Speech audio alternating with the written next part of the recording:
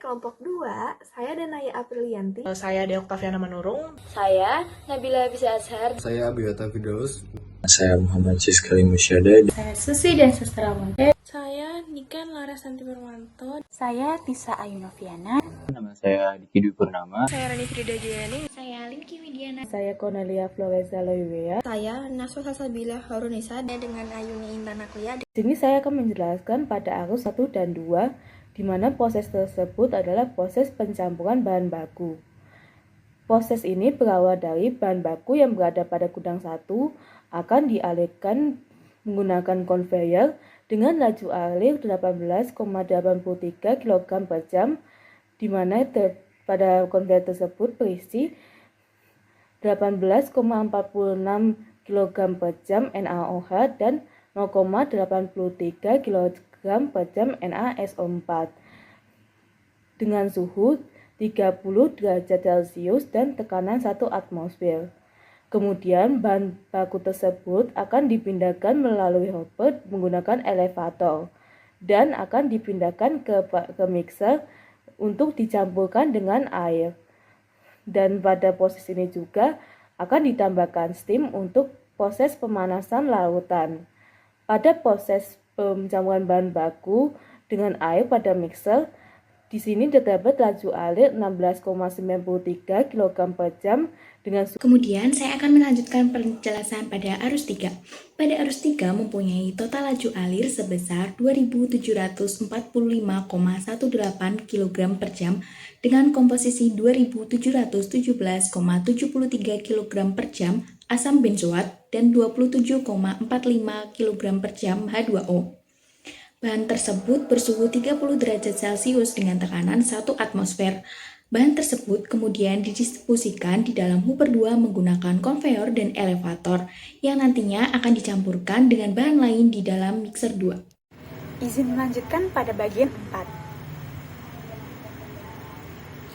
Pada bagian 4, bahan yang masuk ke dalam N01 atau mixer adalah NaOH dan air atau H2O dengan laju alir 16,93 kg per jam dengan suhu 30 derajat Celcius dan tekanan sebesar 1 atmosfer. Di dalam mixer ini terjadi reaksi eksoterm atau pelepasan panas dari pencampuran kedua bahan tersebut. Tujuan pencampuran kedua bahan tersebut atau NaOH dan air atau H2O adalah untuk membuat larutan penetral yang nantinya akan masuk ke dalam arus 13. Pada maket ini ada selang yang berwarna biru merupakan jalur masuknya air dan selang yang berwarna merah merupakan steam. Fungsi dari steam sendiri adalah untuk membantu reaksi antara NaOH dan H2O. Pada arus 3 ini mempunyai total laju alir sebesar 2745,18 kg per jam dengan suhu 30 derajat, tekanan 1 atmosfer. Pada arus 3 ini terdapat pada konveyor yang seperti kita ketahui konveyor itu berfungsi sebagai alat yang dapat memindahkan bahan padat.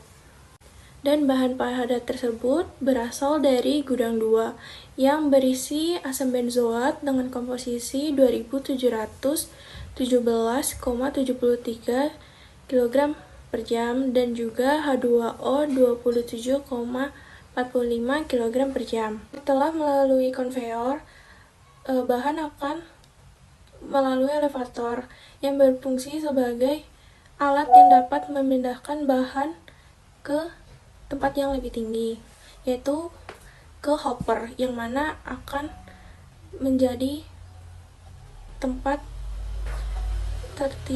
masuk ke mixer. Tapi di bawah hopper itu terdapat weight controller. Mixer 2 sendiri tidak hanya berasal dari arus 3, tetapi terdapat arus 5 dan juga arus 18. Pada arus 5 dan 18 berisi bahan metanol dan juga H2O.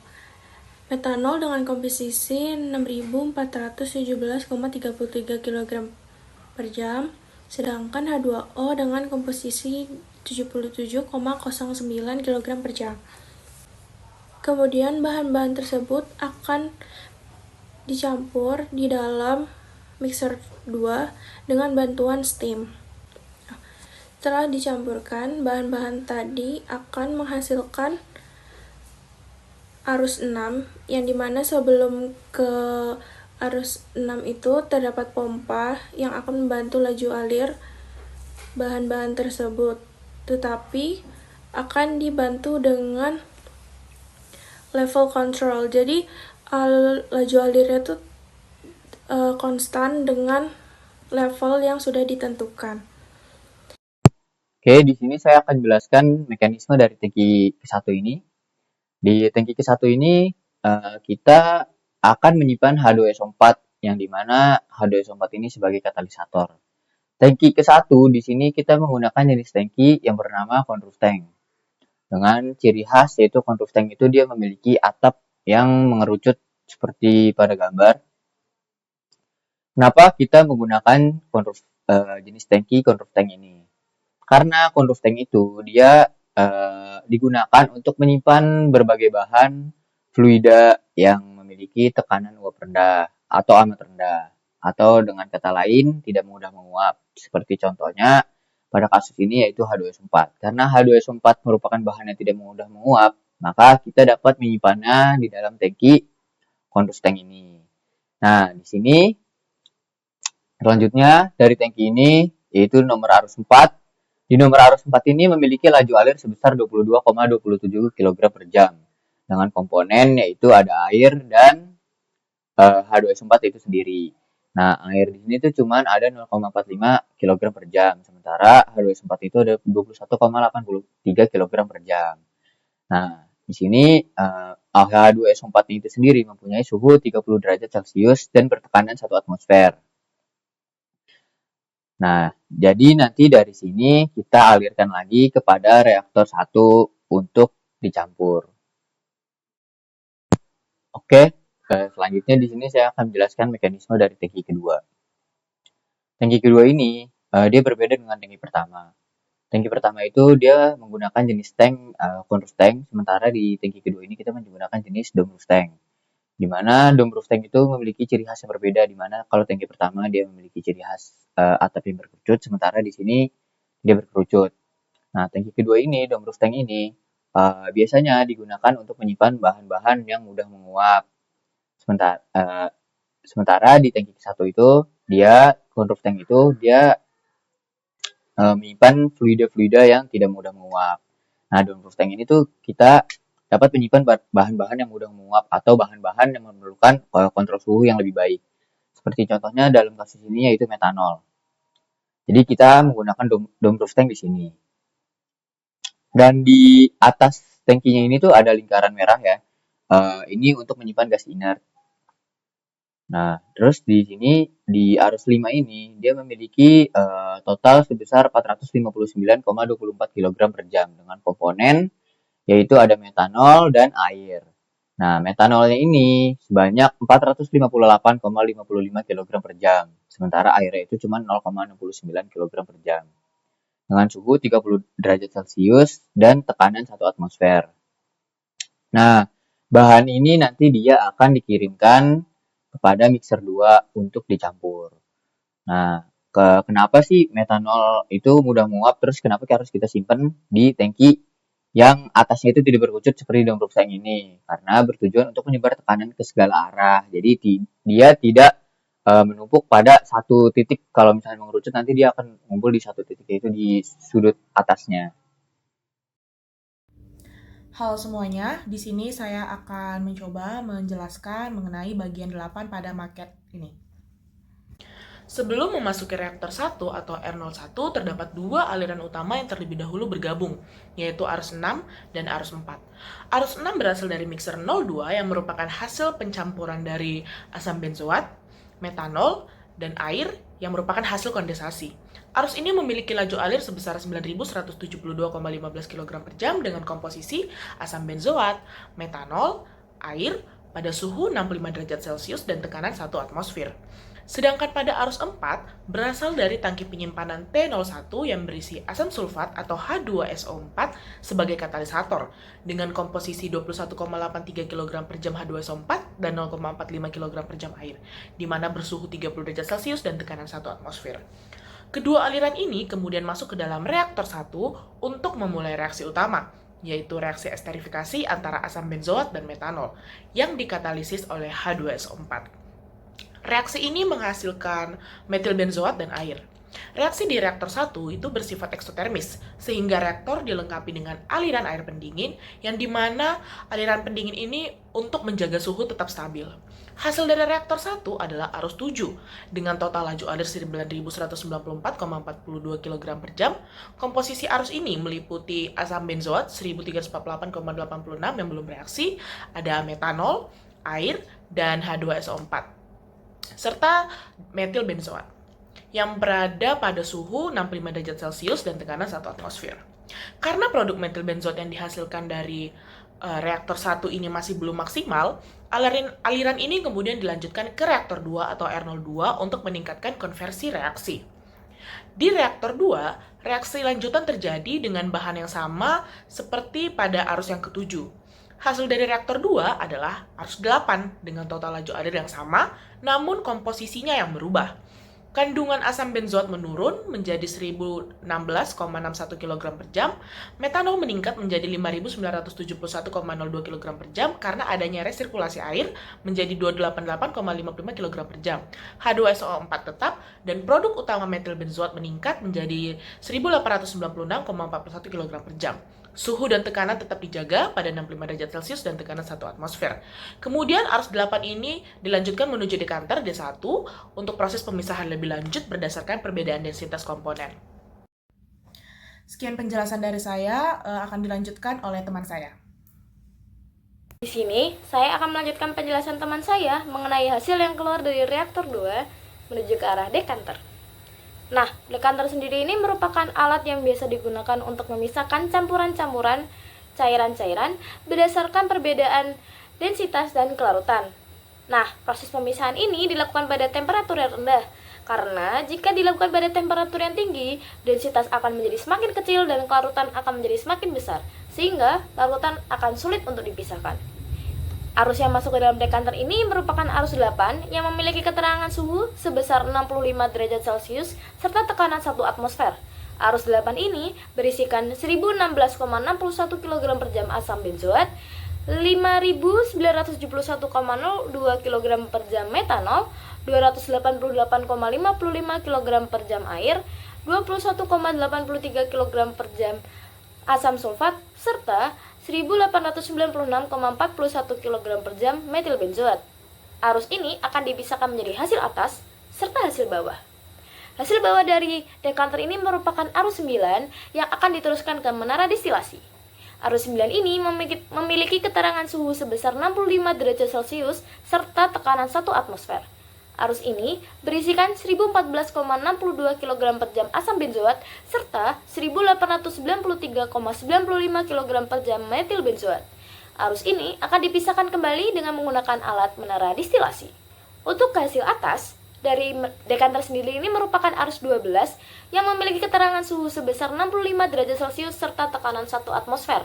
Arus 12 ini berisikan 1,99 kg per jam asam benzoat, 5.971,02 kg per jam metanol, 288,55 kg per jam air, 21,83 kg per jam asam sulfat, serta 2,46 kg per jam metil benzoat.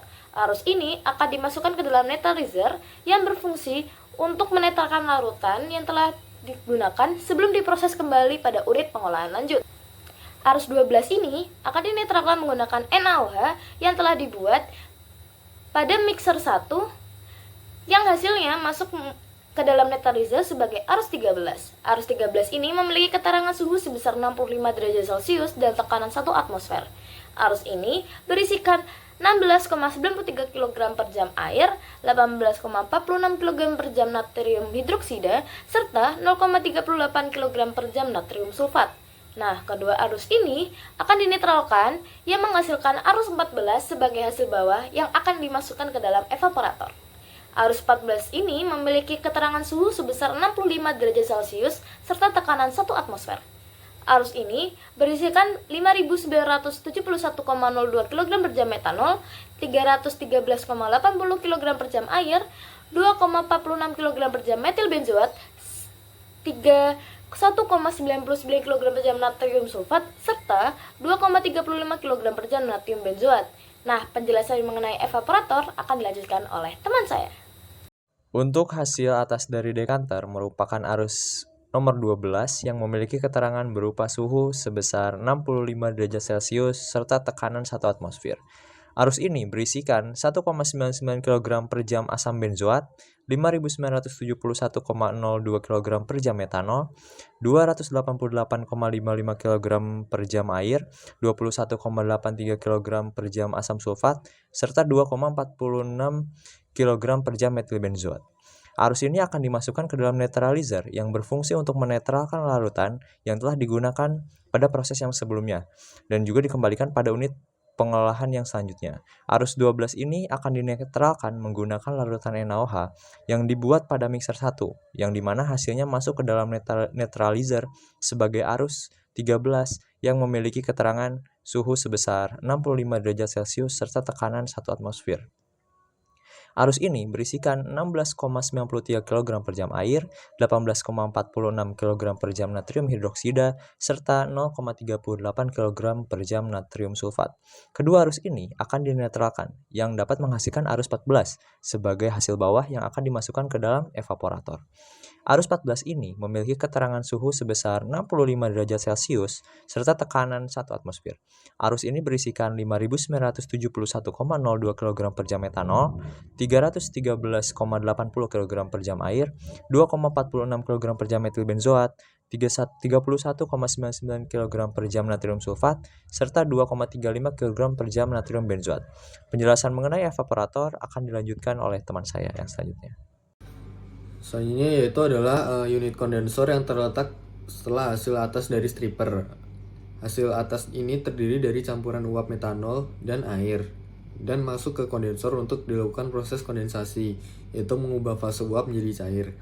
Tujuan utama dari proses ini adalah untuk merecycle metanol agar bisa digunakan kembali dalam proses. Tempatnya masuk ke mixer 2. Proses ini penting agar penggunaan metanol menjadi lebih efisien dan mengurangi limbah. Setelah berubah menjadi cairan, aliran masuk ke dalam sistem temperature control. Jika suhu sudah sesuai, maka valve akan terbuka otomatis dan aliran akan ditampung ke dalam akumulator.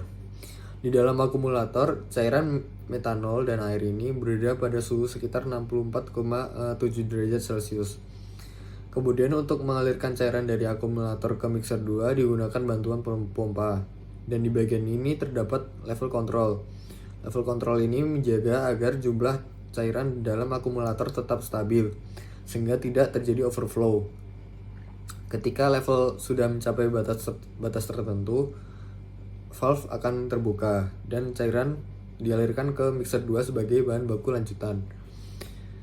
Jadi bagian kondensor dan akumulator ini berperan penting dalam sistem sirkulasi ulang metanol, yaitu menjaga efisiensi proses serta memastikan aliran bahan tetap stabil dan terkontrol sebelum masuk ke proses berikutnya. Baik, saya akan melanjutkan untuk dari arus 9 hingga ke tangki 3. Jadi alur ini dimulai dari arus 9 yang merupakan campuran dari asam benzoat dan metil benzoat dengan total kapasitas komponen sebesar 1014,62 kg per jam. Arus ini berasal dari reaktor 2 yang sebelumnya telah menghasilkan campuran asam benzoat dan metil benzoat.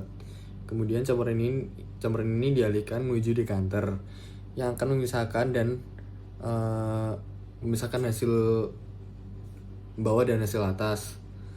Kemudian pada hasil bawah dekanter masih terdapat kandungan asam benzoat dan metil benzoat. Hasil ini dialirkan melalui pipa menuju sistem pemanas, dan di bagian ini terdapat LC04, yaitu level controller yang berfungsi untuk menjaga agar volume bahan baku masuk tetap stabil dan tidak overflow. Ketika level bahan telah mencapai batas yang ditentukan, valve akan terbuka dan bahan akan masuk ke unit pemanas pertama yaitu PPH1. Selanjutnya PPH1 merupakan jenis shell and tube heat exchanger yang digunakan karena memiliki efisiensi perpindahan panas yang tinggi. Di sini suhu fluida meningkat dari 75 derajat Celcius menjadi 143 derajat Celcius dengan tekanan sekitar 1 atmosfer. Kemudian setelah itu aliran diteruskan ke PPH2 yang menggunakan tipe double pipe heat exchanger. PPH ini difungsikan untuk menaikkan suhu secara lebih halus dari 153 derajat Celcius menjadi 153,8 derajat Celcius. Karena perpindahan panas yang terjadi relatif kecil, setelah dipanaskan, campuran tersebut dibagi menjadi dua alur. Yang pertama yaitu adalah bagian cairan berat berupa asam benzoat dan metil benzoat yang dialirkan menuju UPL atau unit pengolahan lanjut dan menara distilasi untuk proses pemurnian selanjutnya. Yang kedua yaitu uap metanol yang dipisahkan dan diarahkan menuju kondensor. Uap metanol yang telah dikondensasikan akan ditampung di akumulator. Kemudian sebagai panasnya dimanfaatkan kembali ke PPH1 sebagai media pemanas. Setelah melalui proses pemanasan ulang, aliran terakhir ini diarahkan menuju unit pendingin atau pular dan kemudian ditampung di tangki 3 sebagai produk akhir.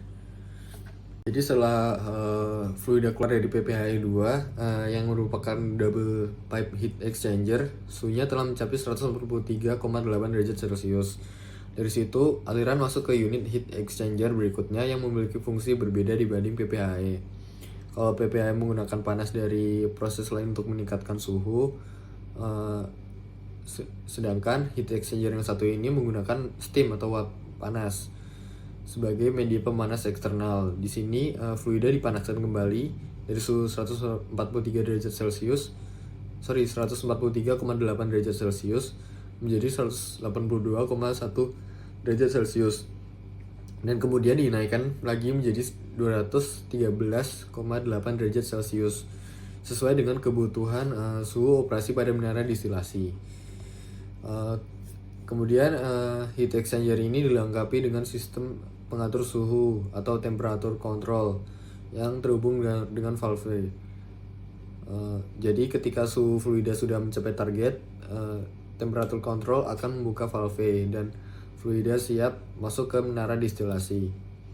Penggunaan steam dan temperature control ini sangat penting untuk memastikan suhu masuk ke menara tetap konsisten dan optimal. Itu juga agar proses pemisahan komponen di dalam menara bisa berjalan dengan efisien.